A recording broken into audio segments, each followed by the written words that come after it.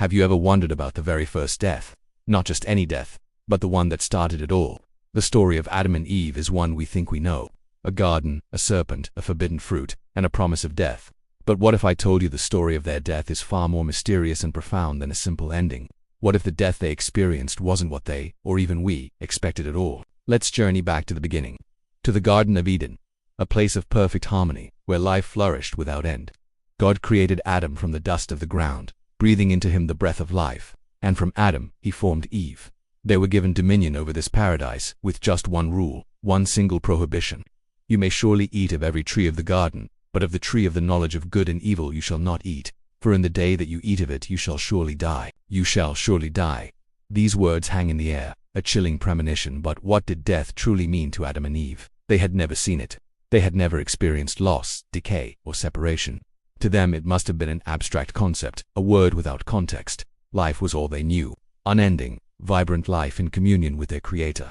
Imagine their world. Every sunrise was a promise, every interaction was pure, and the thought of an end was utterly alien. Then, the serpent enters the narrative. Sly, subtle, and casting the first shadow of doubt.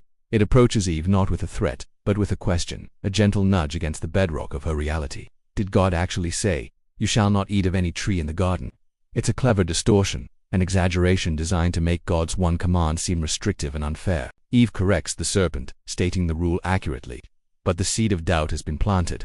The serpent then delivers its masterstroke, a direct contradiction to God's warning, "You will not surely die."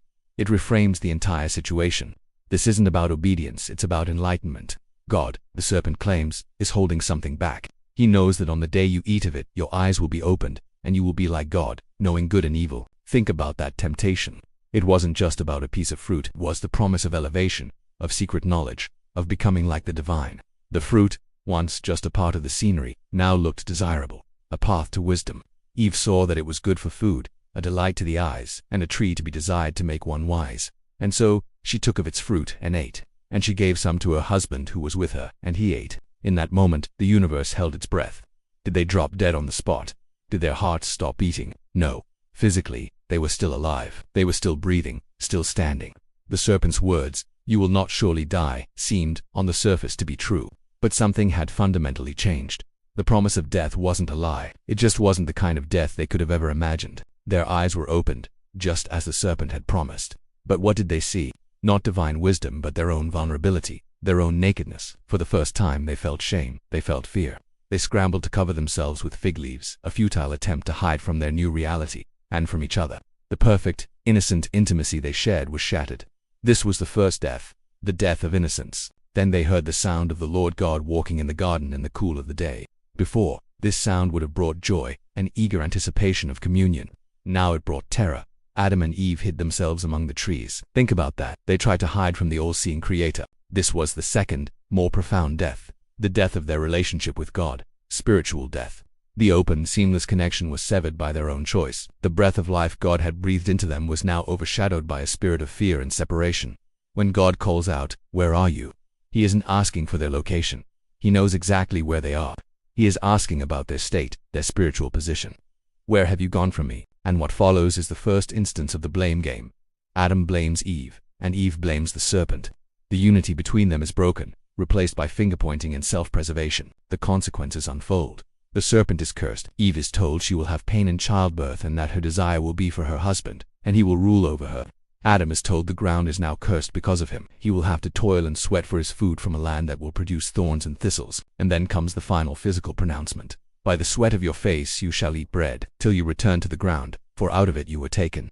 For you are dust, and to dust you shall return." Here it is, the confirmation of physical death. It wasn't instantaneous, but it was now inevitable. Their bodies, once sustained by the tree of life in the garden, were now subject to decay and mortality. They were barred from the Garden of Eden, prevented from accessing the tree of life, sealing their fate as mortal beings. The process of dying had begun. So, the death Adam and Eve experienced on that day was threefold. First, the death of their innocence, replaced by shame and fear.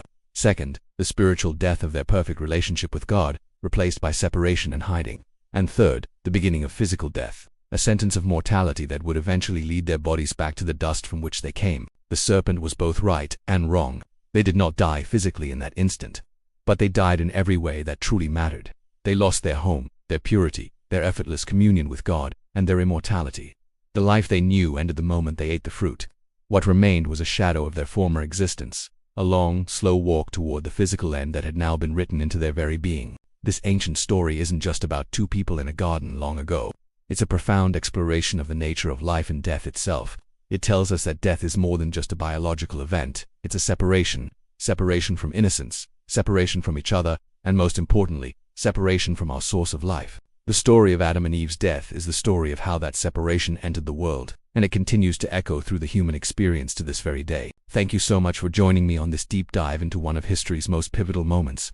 If this story made you think, please hit that like button and subscribe for more explorations into the mysteries that shape our world. We'd love to hear your thoughts in the comments below. Until next time, stay curious.